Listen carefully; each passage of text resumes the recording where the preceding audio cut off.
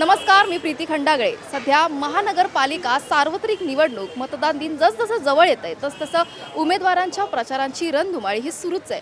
तर अशाच मी आता ठाणे महानगरपालिका या क्षेत्रात आहे। तर माझ्यासोबत आहेत प्रभाग क्रमांक 15-16 मधील उमेदवार। त्यांच्याशी आपण चर्चा करूया। त्यांना काय वाटते ते इथल्या स्थानिक लोकांना जी कामं आहेत ती कशा पद्धतीने त्यांच्यापुढे मांडणार आहेत, कसं विकास करणार आहेत हे आपण त्यांच्याकडनं जाणून घेऊयात। नमस्कार।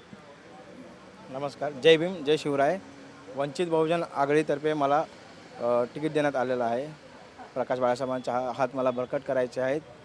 महेंद्र अंबोरे ठाणे शहर जिल्हा अध्यक्ष, मोहन नाईक महासचिव यांच्यामुळे मला ही तिकीट मिळण्याची संधी भेटलेली आहे।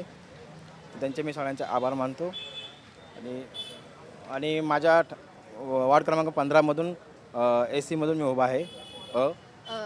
तुम्ही काय सांगाल इथल्या स्थानिक नागरिकांचे जे काही प्रॉब्लेम समस्या असतील, ज्या बेसिक असतील, ज्या तुम्हाला सुधारायच्या तुम्ही काय त्यासाठी करा? माझ्या वॉर्डमध्ये सतत पाण्याचा त्रास आहे, लाईटचा त्रास आहे, गटार नाल्याबद्दल दुरावस्था झालेली आहे। त्याच्यासाठी मला काहीतरी करायचं आहे। त्या मुद्द्यावर मला इलेक्शन लढवायची आहे।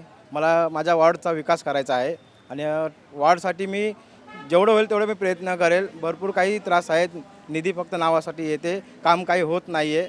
आणि असं गल्लीमध्ये जरी गेलो, आम्ही वार्डमध्ये जरी गेलो तर गटार उघडे असतात, पडण्याचे खूप चान्स असतात त्यामध्ये लहान पोरांचे।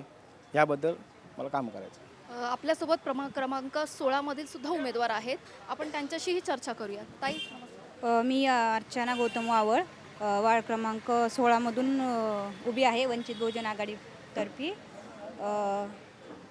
तर आपण यांना विचारूयात की इथल्या महिला असतील या प्रभागातल्या, त्या तुमच्याकडे त्यांच्या समस्या घेऊन येत असतील, त्यावर तुम्ही कसं निराकरण करणार किंवा त्यांच्या काय गोष्टी असतील ते तुमच्याकडे मांडत असतील तर तुम्ही त्या कशा सुधारणार? मी जर निवडून आल्याच्या नंतर ज्या महिला घरकामाला जातात त्यांच्यासाठी मी काहीतरी करेल की ज्या करून स्वतःचा व्यवसाय करू शकतील किंवा बचत गटाच्या माध्यमातून मी काही करण्याचा प्रयत्न करेन।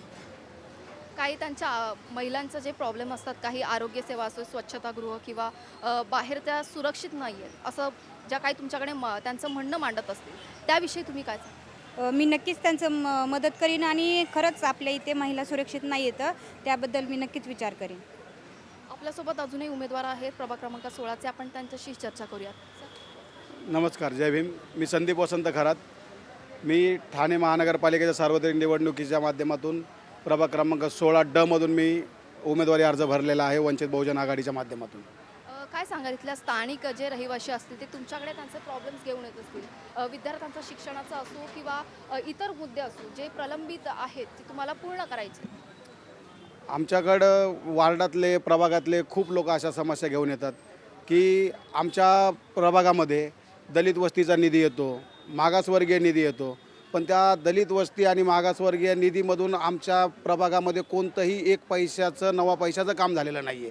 कारण निधी भरभक्कम येतो, करोडोच्या संख्येने निधी येतो, पण आमच्या महानगरपालिकेचे जे नगरसेवक आहेत, माजी नगरसेवक यांनी तो निधी आणला, टेंडर पास केले, बिल पास केले आणि फक्त बिलच पास केले, काम 1 रुपयाचं सुद्धा केलेलं नाही आहे। तर त्या माध्यमातून आम्ही जनतेलासुद्धा हे आवाहन करतो की आपल्याला हे प्रश्नसुद्धा नगरसेवकांना विचारावं लागतील की जर आमच्यासाठी दलित वस्तीसाठी जो निधी आला आहे त्या निधीचा तुम्ही कुठं वापर केला, काय वस्तू उभारल्या किंवा काय जनतेसाठी तुम्ही आरोग्यासाठी केलं, काय गोष्टी केल्या असतील किंवा गटार पायवाटांसाठी काय तुम्ही खर्च केला आहे, हे सुद्धा आम्ही प्रभागातील लोकांना त्यांना प्रश्न विचारायला लावू।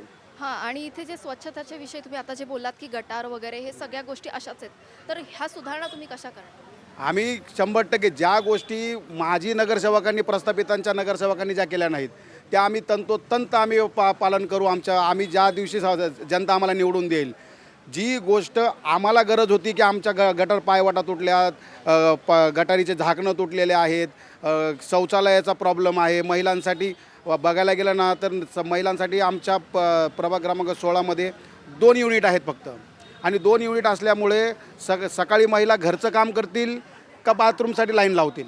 तर त्यासाठी आमचा एक प्रस्ताव असेल महानगरपालिकेला, आयुक्तांना किंवा पुढे जो महापौर असेल निवडून येईल त्या महापौरांकडे आमचा एक प्रस्ताव असेल की महिलांसाठी स्वच्छतागृह जास्तीत जास्त उभारण्याचा प्रयत्न आम्ही करू। आणि आरोग्य केंद्र आमच्या इथं आहे, तर त्या आरोग्य केंद्राला 2 वेळा निधी आणला, एक वेळेस 50 लाखाचा निधी आणला, एक वेळेस 1.5 कोटीचा निधी आणला. आरोग्य केंद्र भरमसाठ मोठं उभं करून ठेवलं आहे, पण त्याच्यामध्ये आज कुत्रे झोपत आहेत. डॉक्टर नाहीत, नर्स नाहीत, कोणतीही सुविधा तिथं उपलब्ध नाही आहे. तर आम्ही आमच्या माध्यमातून आम्ही ज्या दिवशी निवडून जाऊ, सर्वात पहिला प्रश्न आम्ही जो मार्गी लावू तो आरोग्याचा. तर हे होते प्रभाग क्रमांक 15-16 मधील उमेदवार. त्यांनी त्यांच्या व्यथा मांडल्यात आणि काय सुधारणा करणार आहेत हे सुद्धा सांगितले. अशाच वेगवेगळ्या वॉर्डामध्ये जाऊन आपण वेगवेगळ्या उमेदवारांशी चर्चा करणार आहोत. तोपर्यंत बघत राहा आवाज इंडिया मराठी.